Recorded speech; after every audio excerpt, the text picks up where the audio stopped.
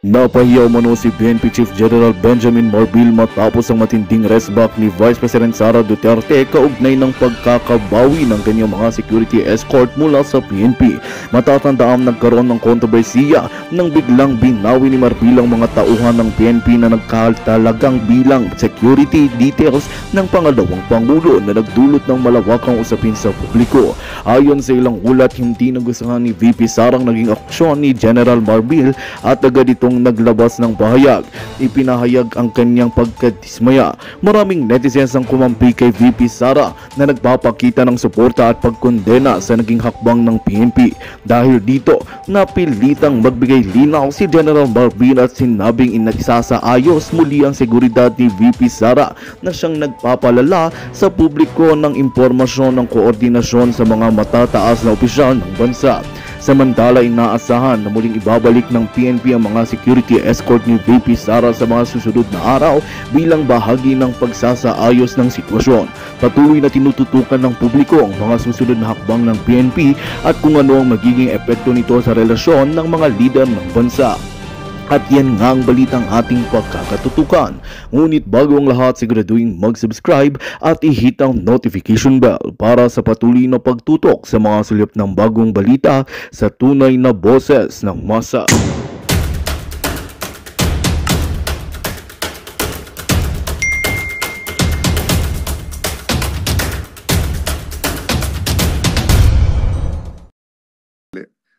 I'd like to note that this committee is ruled by the women and kaming mga men ay nasa sidelines lang.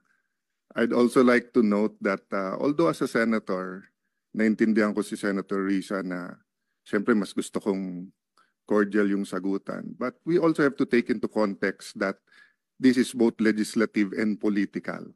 And there are attacks against the Vice President regardless saan nanggagaling. So, a little bit of latitude dahil we want kakampi man o kalaban to feel welcome. But I agree with Senator Risa naman na, how do we make it more cordial, no? So, Madam Vice President, may I ask just one question? Actually, two eh. One, nag-lunch na po ba kayo? And, Yes, Senator Cayetano, nag-lunch na po ako.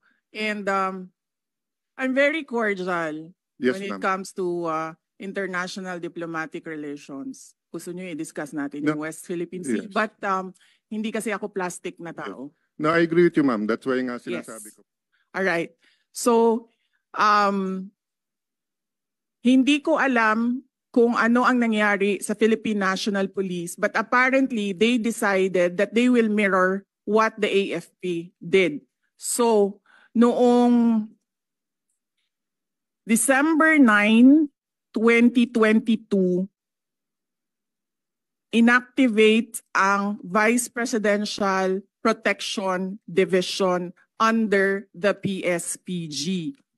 Ito under ng NHQ General Order OPL 22-22 and NAPOLCOM Resolution 2022-0675. Kaya po mali yung sinasabi ng lahat, hindi lang ako nagsasalita, ngayon lang ako nabigyan ng opportunity na magsalita.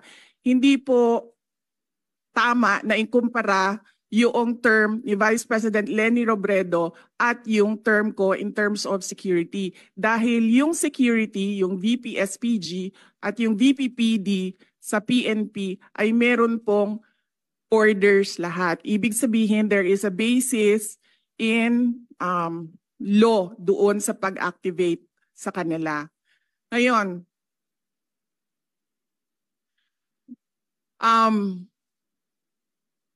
yung sa Philippine National Police, kinuha nila ang 75 na personnel. Sila ang pumili kung sino yung kukunin nila. Makikita nyo, as I said during my statement, it was a targeted list. Madami doon sa mga security na yon. Security is a trust and confidence position. Kasi ibibigay mo sa kanila yung kanang pagsalig nimo sa imuhang kinabuhi. Ihatag na nimo sa ilaha.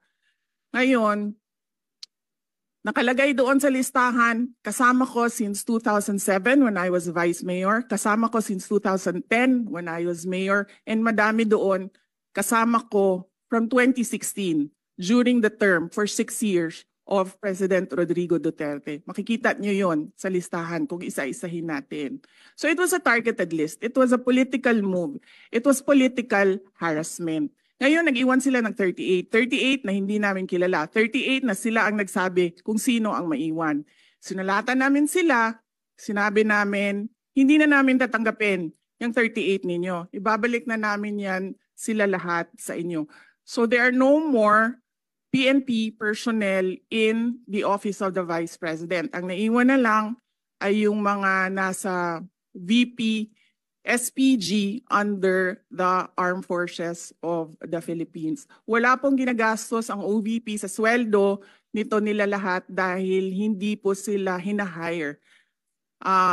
Personnel na po sila ng ating AFP na dinidetail papunta sa Office of the Vice President.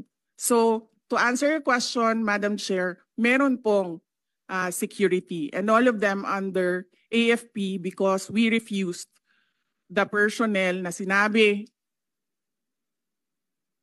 ito na naman tayo kay General Marbil, na sinabi niya, ibabalik niya kapag mag-request kami. Sinulatan nila kami na mag-request kayo kasi ibabalik namin. Hindi ko gagawin yan.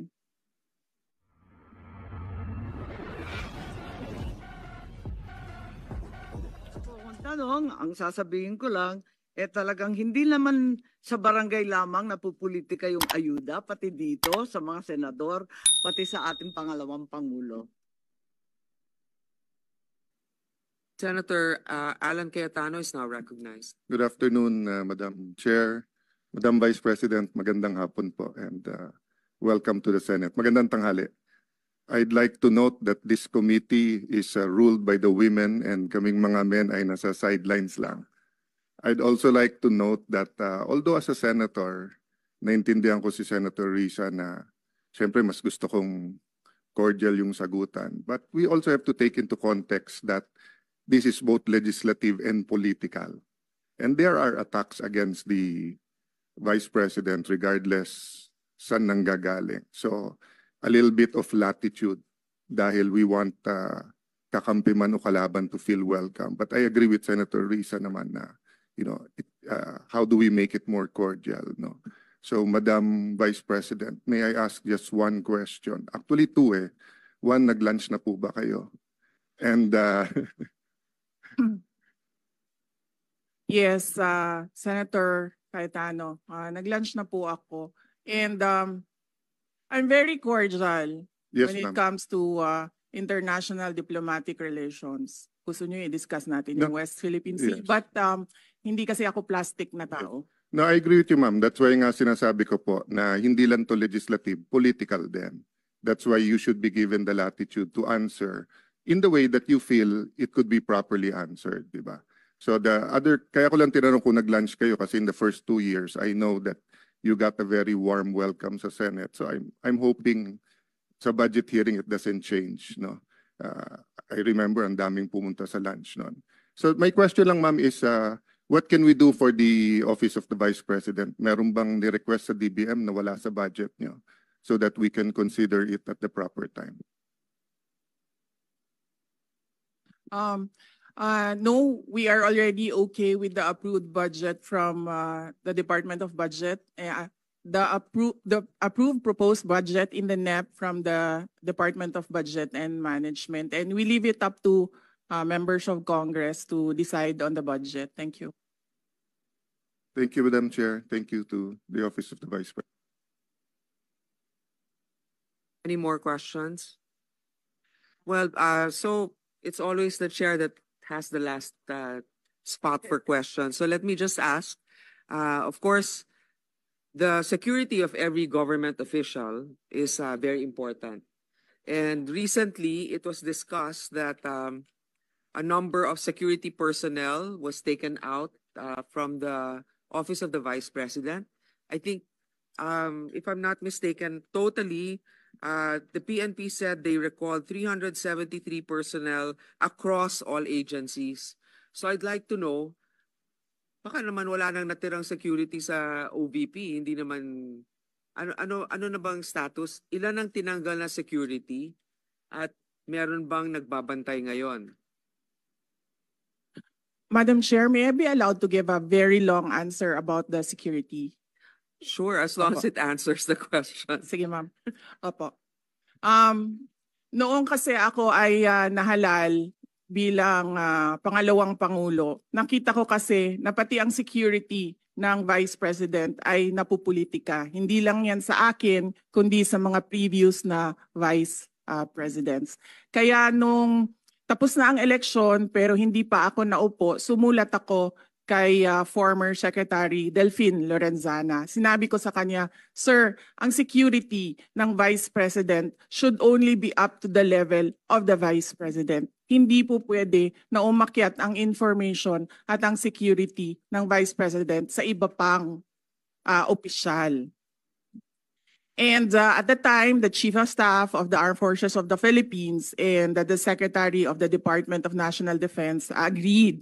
That's why on June 2022, ito yung sa Armed Forces of the Philippines. On June 2022, the Secretary SND wrote to the Chief of Staff of the AFP, "From Vice Presidential Security Detachment under the PSG, Secretary Lorenzana ordered the Vice President Security and Protection Group, which is a separate entity from the PSG." So ito yung June 22, 2022. Ngayon, nag-issue ng orders ang AFP GHQ ng General Order 0917 to activate the reorganization from detachment to security group. On July 5, 2022, the activation order and the table of organization and equipment was released. Yes. All right. So, hindi ko alam kung ano ang nangyari sa Philippine National Police, but apparently they decided that they will mirror what the AFP did. So, noong December 9, 2022, inactivate ang Vice Presidential Protection Division under the PSPG. Ito under ng NHQ General Order OPL 22-22 and NAPOLCOM Resolution 2022-0675. Kaya po mali yung sinasabi ng lahat, hindi lang ako nagsasalita, ngayon lang ako nabigyan ng opportunity na magsalita. Hindi po tama na ikumpara yung term ni Vice President Leni Robredo at yung term ko in terms of security. Dahil yung security, yung VP-SPG at yung VP-PD sa PNP ay meron pong orders lahat. Ibig sabihin, there is a basis in law doon sa pag-activate sa kanila. Ngayon,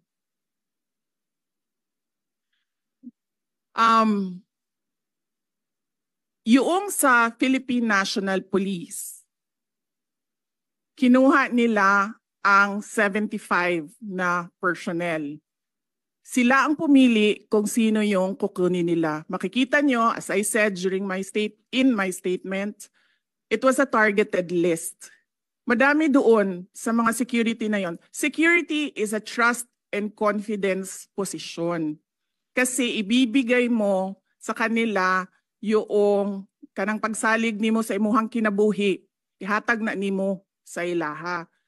Ngayon, nakalagay doon sa listahan, kasama ko since 2007 when I was Vice Mayor, kasama ko since 2010 when I was Mayor, and madami doon kasama ko from 2016 during the term for 6 years of President Rodrigo Duterte. Makikita nyo yon sa listahan kung isa-isahin natin. So it was a targeted list. It was a political move. It was political harassment. Ngayon, nag-iwan sila ng 38. 38 na hindi namin kilala. 38 na sila ang nagsabi kung sino ang maiwan. Sinalatan namin sila, sinabi namin, hindi na namin tatanggapin yung 38 ninyo. Ibabalik na namin yan sila lahat sa inyo.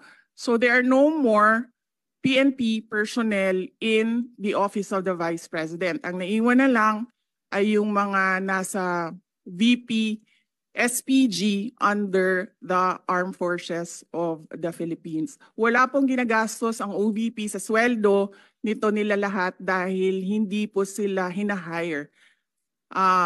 Personnel na po sila ng ating AFP na dinidetail papunta sa Office of the Vice President.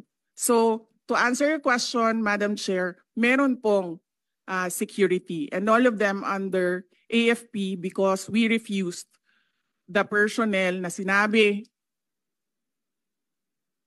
Ito na naman tayo kay General Marbil. Na sinabi niya, ibabalik niya kapag mag-request kami. Sinulatan nila kami na mag-request kayo kasi ibabalik namin. Hindi ko gagawin yan.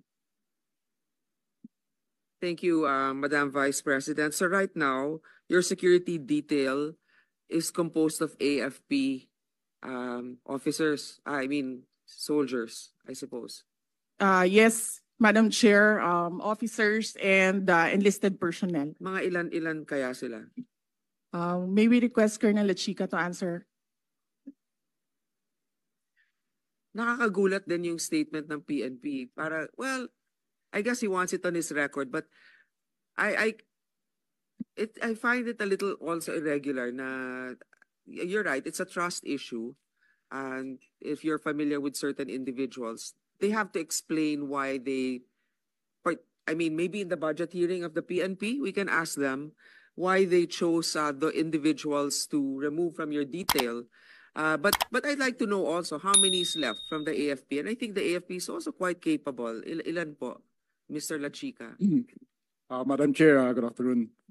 I think I cannot disclose the number, but I have here our activation order and our table of organization. Why can't you not disclose the number? For security reasons, ma'am. Well, okay. I will. Madam Chair, Yes. sabihin mo na, sir.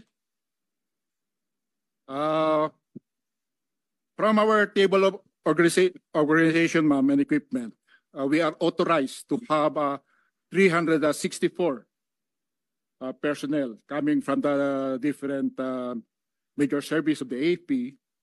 But for our actual number, as of now, 337 po, ma'am. And this is under the AFP. And this doesn't come from the budget of the OVP? Or... Yes, Madam Chair. Okay. Thank you very much. That's all. Any more questions? Senator Bato de la Rosa is recognized. Ma'am, I just would like to inform this committee that during our last hearing with my Committee on Public Order and Dangerous Drugs, that issue was raised. And I told the Chief PNP, General Marbil, na hindi na nire-request ng Office of the Vice President na ibalik yung tinanggal niya ng mga pulis. Kung pwede lang, ibalik sa kanilang pinanggalingan na unit. Hindi yung, ito mga kawawa ito, mga taga-Davao ito na been serving there for how many years, tapos dinislocate nila, nilagay nila Region 4, NCRPO, malayo sa pamilya. So, ang request na lang namin, ako, bilang Davao-Inyo, na-request ko lang sa kanya, maawa ka naman dyan sa mga pulis na yan, ibalik mo doon sa kanilang pinanggalingan. Kung taga Davao City yan, taga Davao Oriental, taga Cumbal, taga Cotabato, ibalik mo na yan doon. And he promised me na ibalik daw niya. I don't know until now because hindi ko pa alam kung anong nangyari sa usapan namin. Yun lang, para lang mabalik yung mga pulis yan, kahit na hindi na ibalik security kay Vice President. Just for the record, ma'am. Thank you, thank you. Madam Chair. Madam Vice President, go ahead, please. Yes, thank you. I agree with Senator Bato de la Rosa. Wag na natin pahirapan yung mga police personnel dahil kaibigan nila ako. Ibalik lang natin sila sa mga pamilya nila. Thank you. Actually, Senator Tolentino is the Vice Chair for the Committee of the DILG for this budget season, Vice Chair Finance. So I would like you to ask the PNP Chief what led to that decision, because also part of that is, if it's a political decision, I think that would not be fair also. But knowing that you're in the capable hands of the AFP is also reassuring. But this has to be raised. Definitely, Madam Chair, this will be asked as a policy question to be directed to the Chief PNP. Madam Chair. Senator Yes, you- Cayetano. Yeah, just because we're on security, Madam Vice President, could you indulge me just one last question lang? Ang DOTR or NAIA ba nagsulat, explain at nag-apologize na sa inyo dun sa CCTV, hindi pa? Senator Alan Peter Cayetano, thank you. Hindi sir. Ang nangyari kasi dito, itong tao na ito apparently is assigned doon sa NAIA. Ang tao na ito is a media person na-assigned permanently, I think, sa NAIA because this is the second time na nilabas niya yung istorya sa mga anak ko. Yung una, when I left for Singapore, year 2021. Wala naman akong problema doon. Ang aking problema lang is itong tao na ito, nilalabas niya pati yung information na kasama ko yung mga anak ko. Alam namin kung sino siya. We have footage na kumukuha siya ng cellphone footage. Ang sinasabi ko lang doon sa aking statement ay dapat siguro i-beef up ng NAIA ang security nila dahil may tao doon sa boarding lounge na hindi pasahero at hindi employee ng gobyerno at hindi employee ng NAIA. Yun yung sinasabi ko. If you want to have a world-class airport, dapat world-class din yung security natin. Hindi siya pasahero. And in certain areas, bawal talaga, di ba? Sa immigration, dun sa may... there's certain areas na bawal kumuha. The reason I asked it, Madam Vice President, is yun nga, yung minsan kasi nasa-sensationalize, nagkakampihan, but nakakalimutan yung point eh. So I don't know when it started, kung 2010, 2013, but I remember, Senator Risa, nung nagrarally tayo, nung anti-GMA, di ba? Sa rally ka lang makakita ng pulis na may camera, na may phone or camera, nakukunan tayo.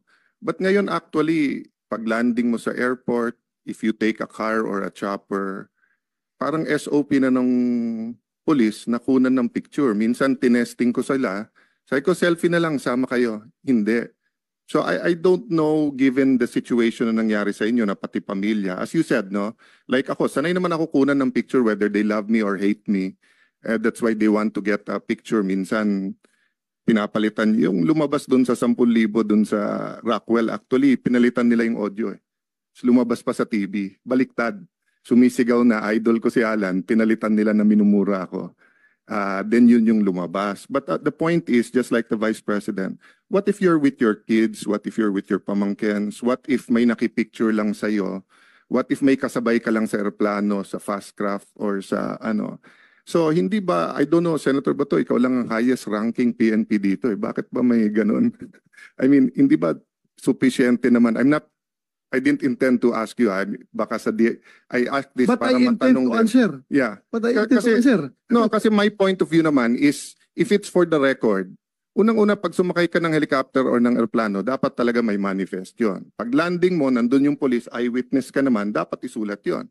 So if factually, pumunta yung Vice President sa aeroplano, sumakay sa papuntang Davao, factually naman pwede mo isulat eh. Hindi mo naman kailangan ng project nga, ang daming ghost, ayaw kunan ng COA at saka ng DPWH ng cellphone, nawawala yung project eh.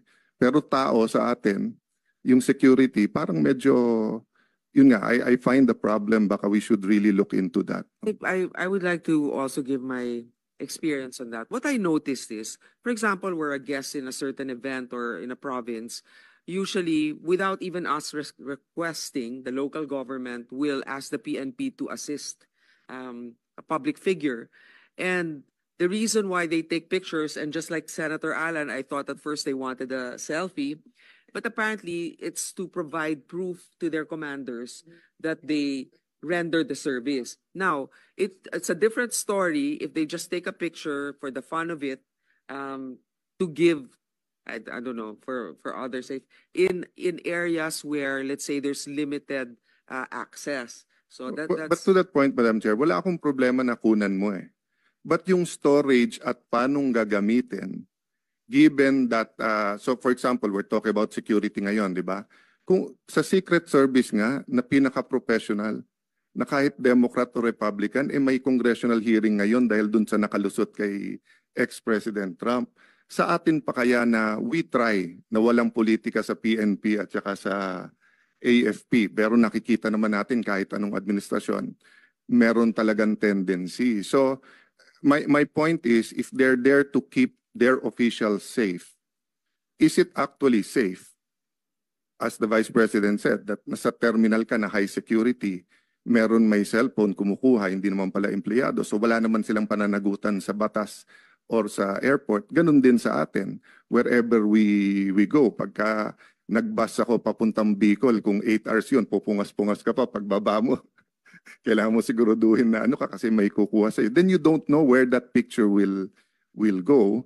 You know, sometimes things happen for us to look into it. So I'm nalulungkot ako na yung na-involve yung pamilya ng ating Vice President, regardless of whether we are for or against her politically.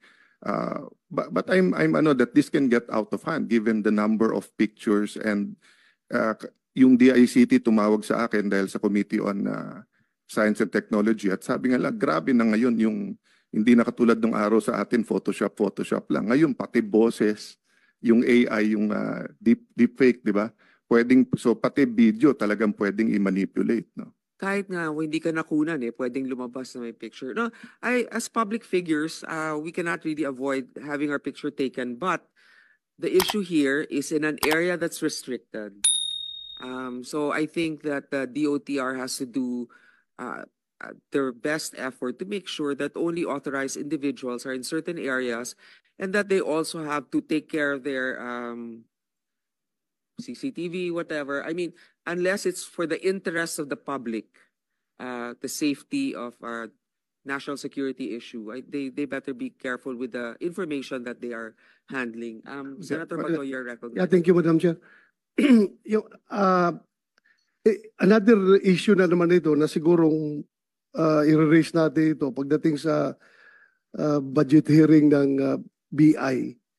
Dahil nga, itong Vice President natin na lalabas ng bansa, minumonitor nila. May nakuhang picture, pinalabas ang picture, pero yung wanted na si Alice Go, nakalabas ng bansa, hindi nila nakuha na picture. Anong klaseng mga government agency ito? Itong Vice President natin na walang violation of law na ginawa, may malicious intent pa talaga na kinunan na picture, pinalabas at ginawang issue during the bagyo, ganun-ganun, ginawa ng political issue. Ngayon, ito ngayong si Alice Go na wanted nang may lumabas na warrant, hinahanap ng committee ni Senator Risa, nakalabas na walang kaabog-abog, hindi man lang na-monitor nila. So parang wrong focus of priority itong mga tao natin sa airport. We have to ask them during the budget hearing anong priority nila. Politika ba o yung mandato nila? That's all, Madam Chair. Actually, I sympathize with our colleagues here na pinaghirapan talaga nila yung hearing doon sa POGO issue. Tapos walang parang kooperasyon sa mga, hindi ko naman sinilala lahat ha, doon sa imposible kasing makakaalis yon na walang otoridad na kasangkot. Diba? So anyway, that's another topic. So Madam just Chair, open that up during the budget hearing of the PNP. Madam, just to put a conclusion, Madam Vice President, sa akin kasi po yung, kaya ko bringing up po yun, kasi iba po yung mali at iba yung hindi nila inaamin na mali. No, meaning dapat pagkalabas ng video na yon, nag-announce na kagad yung airport or yung picture, di ba, na we apologize to the public, to the Vice President, because you're our Vice President. I mean, whether they voted for you or not, President Marcos is our President, whether we voted for him or not. So, amin kayo eh. So, pag ginawa sa inyo, halimbawa, kung ginawa sa inyo yan sa ibang bansa, nagwawala na yung DFA, no? So, ang point ko, Madam Chair, wala ka kasing narinig ka agad from the airport that we apologize, we're investigating, we have new guidelines, etc. That's why tinulay ko dun sa police, because it could suddenly happen to an ordinary mayor, congressman, barangay captain, if we're taking pictures everywhere. At ano. Having said that, as you said, we're open naman. Wala naman tayo tinatago sa public. Baka gantihan ko na lang yung ibang police. Kukunan ko rin sila pag nasa fort sila. Kukunan ko rin sila ng kukunan ng picture. Okay, I think there are no more questions. Senator Gatchalian is recognized. Do you have questions, sir, or just a message of support, perhaps? Thank you, Madam Chairman. I'm just here to express my support, my full support to the budget of the Vice President. Thank you. Thank you. With no other questions? I manifest the wholehearted. Magandang balita ang hatid namin sa inyo ngayong araw. Sa pagtatapos ng aming balitaan, nagbigay kami ng mga mahalagang impormasyon. Maraming salamat sa pagtutok at pagsuporta sa aming programa. Huwag kalimutang manatili sa mga susunod na araw para sa mga bagong balita at mga kwento na dapat nating abangan. Mula sa Boses ng Masa, magandang araw, Pilipinas!